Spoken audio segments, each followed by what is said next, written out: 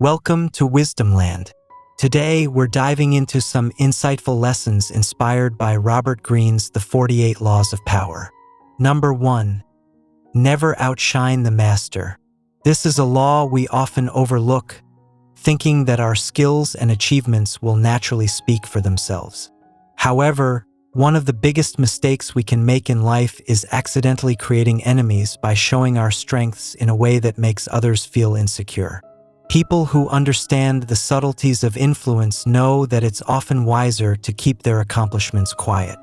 They avoid making others feel left behind or overshadowed. But why take this approach? Well, when people feel someone else is more successful, even if it's subtle, it can bring out envy or a competitive urge. Instead of showcasing every achievement, consider keeping some of your successes private. This approach makes others feel at ease, which, in turn, makes them more likely to support you if you ever need it. On the other hand, flaunting your success openly can attract unnecessary competition, envy, or even opposition. Number 2, create false choices to influence outcomes. So, what if you want to influence others without coming across as dominant? That's where false choices come in, a powerful strategy highlighted in Law 31. It's all about giving the appearance of choice while keeping control of the outcome. When people feel they don't have many choices, they often become more compliant. Imagine you're in a discussion and, instead of forcing a decision, you present 2 or 3 options, all of which are favorable to you. For instance, suppose you want someone to join you on an outing. Instead of insisting, "Let's go to this place," ask, "Which of these 2 places would you prefer to go to?" This approach gives the other person a sense of freedom, yet subtly guides them towards your desired outcome. The psychology behind this is fascinating. People generally respond more positively when they believe they have a choice, even if it's limited. But we should be careful not to fall for false choices ourselves. Next time you're in a similar situation, remember to ask yourself if the options given to you are truly in your favor. Number 3, use emotions over logic. Now, let's look at another powerful tactic, focusing on emotions over logic. This idea is presented in Law 32. One of the most common mistakes people make in arguments or negotiations is assuming that logical reasons alone will persuade others. Studies reveal that about 78% of the decisions people make are based on emotional, not rational reasons. This is why marketers often focus on telling emotional stories rather than providing a list of logical benefits. Think about it. Brands like Nike don't just sell shoes.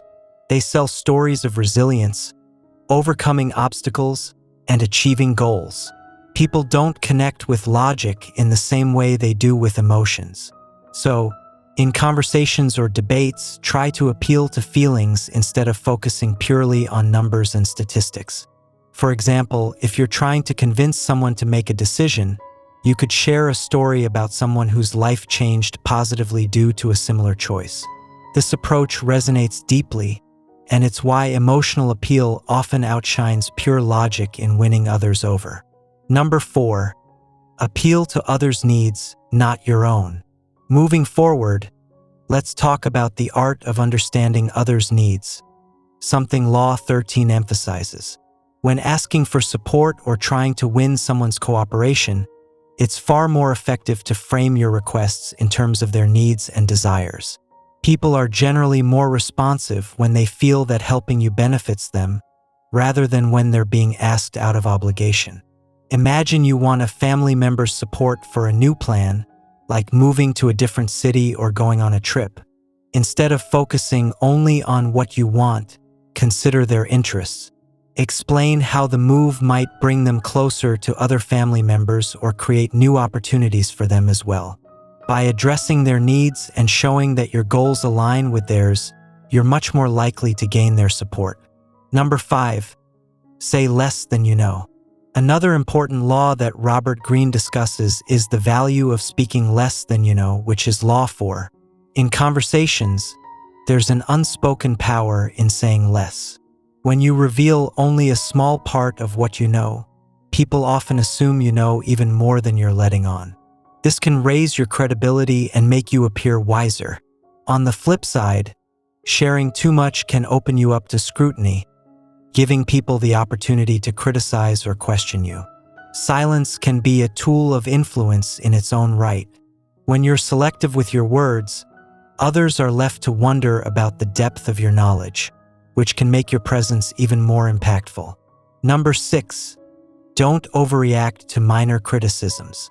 On a related note, Law 19 warns us not to overreact to minor criticisms or attacks. In life, it's inevitable that people will make small digs or throw out minor insults. If we spend our energy defending against every little criticism, we risk coming across as insecure or overly sensitive. It's far better to maintain a calm demeanor and let trivial matters slide. Overreacting not only drains your energy but can also make you look weak. Instead, focus on the bigger picture and stay centered. By ignoring small provocations, you maintain a sense of strength and composure that others will respect. Number 7, use indirect approaches in disagreements. Another fascinating law, Law 22, suggests using indirect approaches in disagreements. When people are confronted head-on, they often feel the need to defend themselves, making them less receptive to what we have to say.